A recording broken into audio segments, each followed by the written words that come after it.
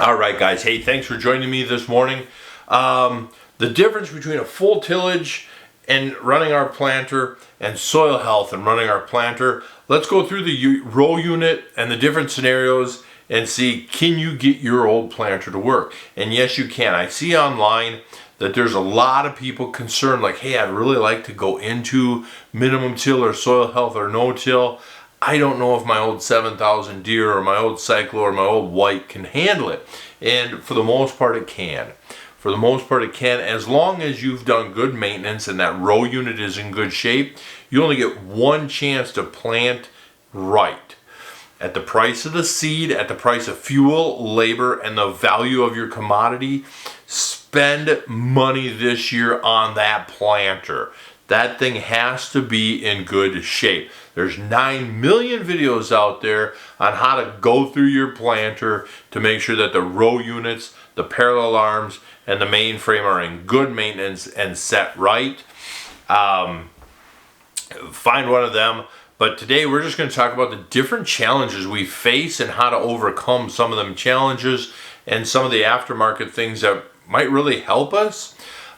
You don't have to panic. You do not need to go spend $5,000 per row on your old 7,000 planter to make it do a good job in soil health. How about 500 a row? Put $500 into your planter per row this year to make it the best planter you've got on your farm. That's what I would recommend. So some of the challenges we face, we start at the front of the row unit. On the soil health side, we're probably going to need some sort of attachment.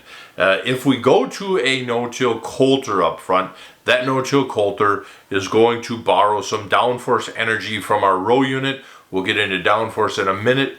But that coulter one, we want to make sure that it's running shallower than our opener discs, because we don't want to risk any chance of that mechanical engagement with the soil ahead of our disc to ruin the potential of creating a nice seed bed. In some soil textures, types, conditions, depending on the type of coulter you have up front, it can kind of lift and fracture that soil. That's what we want. But if it's lifting and fracturing at the base of our slot and we're coming over and the bottom of our trench is broken, crumbly, cracks, and air pockets, that's not what we want. We could potentially harm our germination rate or our emergence consistency. Best case scenario would be an emergence issue. Worst case scenario is you've created air pockets and that seed dries and dies. So we don't want that. We'll get to downforce in a minute because we want to make sure that we're maintaining depth. If we're running a pin adjust row cleaner or a screw adjust row cleaner on the front of the row unit, we want to make sure that we might be erring on the high side. We don't want to make a mistake and have it be too aggressive to where it is just blowing everything perfectly clean and it's moving soil, because a couple things are going to happen. One, as the soil profile does that row cleaner is going to hit that little rise and want to lift the row unit out. Again, we set ourselves up for a potential uneven emergence, or the seed came right out of the ground or is shallow enough that it just dries and dies. And we don't want that row, if we do add the down pressure, we don't want that row cleaner so when you get that little rise in the soil that it just blasts right through that soil, throwing that soil to the side. Because in my soil here, any soil I throw to the side after the next big rain is going to be back on top of my seedling. And so that was the first mistake I made, because the very first row cleaners I had were pin adjust Yetters with the shark tooth. Fantastic implement. I was just a little too aggressive with them. And so on the heavy ground, they did a great job. As I went up to the lighter ground, the softer soil, then they furrowed. I mean, they plowed a trench. And you're like, well, that's kind of interesting. Huh. And then, so then you adjust them. But after the next big rain, it moved enough soil that the next big rain came and moved that soil back. And now your seed is an extra inch deep. And so down on the flat, that corn is up and running, and on the softer soil where you'd think the corn would get out faster, that was a week behind because it had that much more soil to go through. And so so on the conventional till side, we really don't need a whole lot of front implements. Maybe a set of row cleaners just for the random root ball or rock or clump of soil, clods behind our finishers. But for the most part, that wasn't much of a concern. Moving to the downforce system, in conventional till, we can really show, because of how we're engaging the soil, the inconsistencies with our profiles and things, we can show that a downforce system would work very well. A smart downforce, the electric hydraulic downforce system would work very well, because you've just got that soil and you've got a very tiny window of enough downforce to too much downforce. You have a very tiny window because you have dead dirt that you're planting into. It compacts very easy. And so what happens is you got your soil next to your openers are creating this slot. You got earth out here and your gauge wheel is riding here. And if you have too much downforce, you have a lot of energy going into the earth, and some of that energy is going to push against that opening disc and smear or compact this trench sidewall. In soil health fields scenarios, once that field is healthy, that's no longer a concern, because we have soil that's not prone to compaction. It resists compaction. It's got roots and bugs and life and residue and stuff. And so sidewall compaction, I really don't even think about anymore. I kind of jack my down pressure a little on the high side and just drive. Like, is it, you get out and make sure that you're maintaining depth. So when we're talking downforce, if your boxes or your row units are just doing this, you don't have enough. I don't care what scenario you're in. If they're just back there dancing away, I go back there and lift every set of gauge wheels you got, and I bet on one row you'll find gauge wheels that you can actually just spin the gauge wheels, or you can actually get a clunk when you try to lift them. You clearly don't have enough down pressure. You're not maintaining depth. Your seeds in the profile are just hunting up and down randomly from row to row. If you went out with orange flags and started, if you had 5 different colored flags, you'd look like the LGBTQIARNNOP rainbow out in your field, because every day you're going to go out and mark the next day plants that emerge. You're going to have a lot of different colors out there until you get from the first to the last emerged plants. And so that's kind of a fun experiment to do for yourself, is flag emergence. Sidebar, don't be scared to flag emergence. Have some fun with it and pay attention and see what's going on, and then come back in the fall time and check them ears out and see how did that delayed emergence affect your plants. Same with skips and doubles, that kind of deal. But the downforce system for me in soil health, I would never spend 10 cents on a smart downforce system, other than it's very convenient. If it came on a planter, fine. Or if I'm building a planter that I know I'm going to resell someday, then it might be worth it. But to get my planter to do a good job in soil health, it is not needed. You don't need to spend the 10 grand on the monitor and installation kit, plus another 2 grand per row to have that downforce kit. A $40 spring from Shoop from a Kinsey planter, it goes into your top to bottom parallel arm, is a fantastic starting point. Or an aftermarket down pressure where you have 2 springs or whatever that went from the bottom of the main frame to your top parallel arm. Then you had like 4 notches, low, medium, high, and extra high, however that was. For your different, can work wonders. They can work fantastic, great starting point, very little money invested, works good. The wheels themselves, In a conventional till system, full tillage system, we're worried about the gauge wheels being snug to the opener discs, and because we don't want to be churning dry soil up and potentially dropping dry soil into our seed trench, because you're going to have that seed trench and you want your seed here and you want every seed here where there's good moisture at that set depth. If your gauge wheels are set a little wide or worn a little bit wide and you're in dry, dusty conditions, maybe this seed is up an 1/8 inch or a 1/4 inch because a bunch of dry soil come out of the wheel and fell into the seed trench, and it got several seeds up that 1/4 inch into dry soil, and then everything before and after that are back to depth. But it does that throughout the length of the field every so many feet.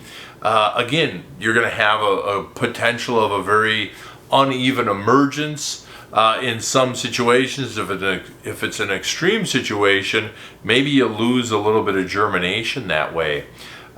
In the soil health world, I don't care. I have no dust churning around. I have no loose soil flinging around.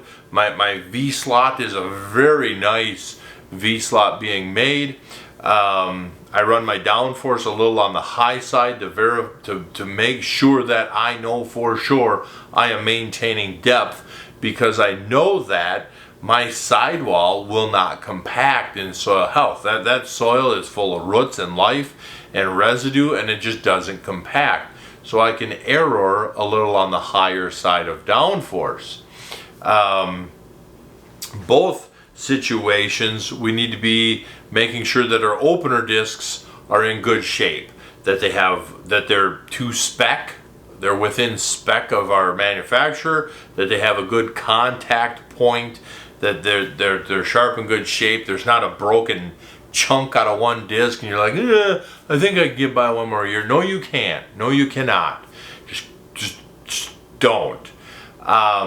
So with our opener disc, we want them nice and tight, because what can happen in a full tillage situation, if there's a little gap, that little gap is going to allow dry soil into our trench, and again, it's going to do the same thing. The seeds are going to be inconsistent in height, and they're going to be inconsistent in moisture contact with the soil.